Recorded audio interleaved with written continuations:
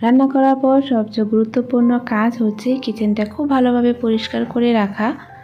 আর আমরা গৃহিণীরা বেশিরভাগটা সময় যেহেতু কিচেনেই থাকতে হয়, তাই কিচেনটা খুব ভালোভাবে পরিষ্কার করে রাখলে কাজগুলো করে অনেক শান্তি পাওয়া যায়। আসসালামু আলাইকুম, কেমন আছেন সবাই? আলহামদুলিল্লাহ, আমরা সবাই ভালো আছি। আশা করছি যে যেখানে আছেন আল্লাহ তাআলার রহমতে সবাই অনেক বেশি ভালো আছেন, সুস্থ আছেন।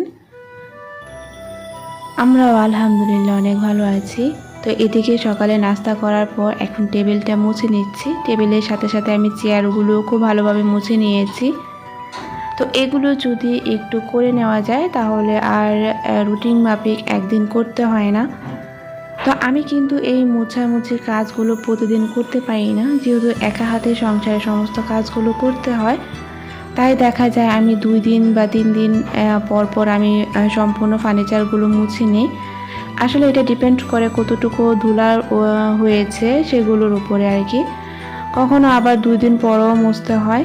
তো এখন যেহেতু শীতের সময়, তো আমি দেখা যায় বেশিরভাগ সময়টা চেষ্টা করি থাই গ্লাসগুলো এগুলো লাগিয়ে রাখার। শুধু সকাল টাইমটা একটু খুলি, তারপরে এগুলো সব মুছে তারপর পরিষ্কার করার পর আমি আবার সব কিছু লাগিয়ে রাখি। এতে করে একটু ময়লাটা কম হয়, কারণ রান্না বান্না করে সমস্ত কাজ করে আবার প্রতিনিয়ত এগুলো করা আসলে সম্ভব হয়ে ওঠে না।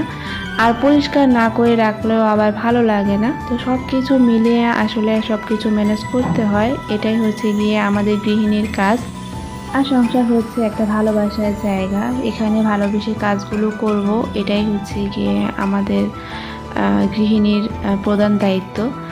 তো এদিকে মোটামুটি সংসারের বাকি কাজগুলো করে নিয়েছি। এখন দুপুরের জন্য রান্নাবান্না করব। আর দুপুরের জন্য রান্নাবান্না মানে আমার জন্য একটা বিশাল ব্যাপার স্যাপার হয়ে দাঁড়ায়, কারণ আমরা যা খাই তা আবার বাচ্চারা খায় না। বাচ্চাদের পছন্দ অনুযায়ী রান্না করতে গেলে সেটা আবার আমাদের চলে না। আর এদিকে ইলেকট্রিক চুলাতেই মোটামুটি সমস্ত কাজগুলো করতে হয়। তো এদিকে এগুলো করতে করতে দেখা যায় অনেকটা সময় পার হয়ে যায়। তারপরও সন্তানদের কথা তো চিন্তা করতে হয়। তো এদিকে আমাদের জন্য মাছ রান্না করছি সবজি দিয়ে, আর বাচ্চাদের জন্য ডিম বোনা করে নেব। সেই সাথে আমি একটা টক রান্না করেছি টমেটো দিয়ে। আবার কিন্তু একটা তরকারি দিয়ে খাওয়াও যায় না। তো এই হচ্ছে গিয়ে মোটামুটি অবস্থা বর্তমানে। আর এই কাউন্টার টপটার উপর আমি কর্নারটা দিয়ে সবসময় কর্নারটা আর কি আমি হাঁড়ি রান্না করার যে হাঁড়িগুলো থাকে সেগুলোই রাখি। আমি এটা কিন্তু খুব ভালোভাবে পরিষ্কার করে নিয়েছি। এটা হচ্ছে কি আমাদের তরকারি, আর এটা হচ্ছে টমেটোর টক রান্না করেছি, আর ডিম ভুনা করে নিয়েছি ছেলে মেয়েদের জন্য। আমার মেয়ে তো মোটামুটি আমরা যা খাই তা খায়, কিন্তু ছেলে তো আর খায় না। তো সেজন্য রান্না করে আলাদা রান্না করতে হয় এই আর কি। আর রান্না করার পর সবচেয়ে গুরুত্বপূর্ণ কাজ হচ্ছে কিচেনটা খুব ভালো করে পরিষ্কার করে রাখা, কারণ রান্না করতে যতটা সময় লাগে কিচেনটা পরিষ্কার করতে কিন্তু আমার মনে হয় তার থেকে বেশি সময় লাগে। কারণ তেল চিটচিটে ভাব হয়ে যায়। এটা যদি ভালোভাবে পরিষ্কার না করি পরবর্তীতে কিন্তু কাজ করতেও ইচ্ছে করবে না। আর আমি যেটা করি, এই যে সিঙ্কটা দেখতে পাচ্ছেন, এটা কিন্তু আমি নিজে ক্লিনার বানিয়ে পরিষ্কার করি।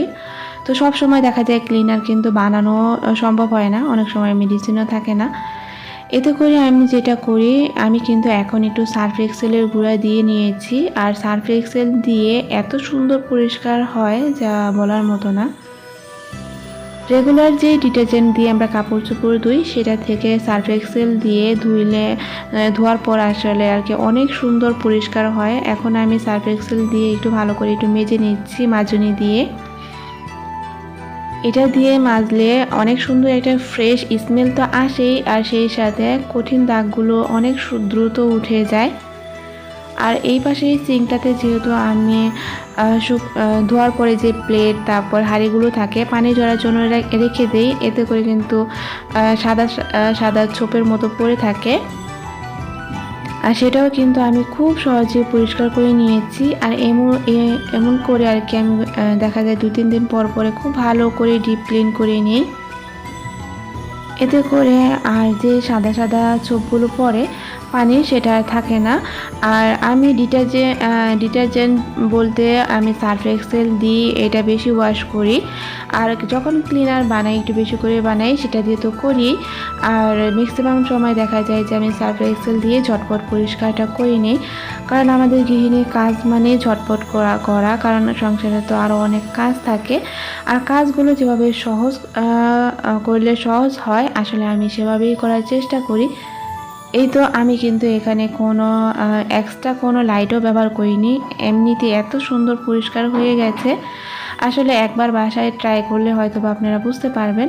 তো এই তো খুব সহজেই কিন্তু আমি সিঙ্কটা খুব ভালো করে সার্ফ এক্সেল দিয়ে পরিষ্কার করে নিয়েছি। আর সেই সাথে সম্পূর্ণ কিচেনটা আমি অনেক সুন্দর করে পরিষ্কার করে নিয়েছি। এখানে কিন্তু একটু তেল চিটচিটে ভাব নেই। আর এত সুন্দর একটা ফ্রেশ স্মেল আসছিলো। তো একটু পরপরই দেখা যায় যে কিচেনে আসতে হয়, তো কিচেনটা পরিষ্কার রাখলে অনেক ভালো লাগে আর পরবর্তী কাজগুলো করতে কিন্তু অনেক আনন্দ পাওয়া যায়।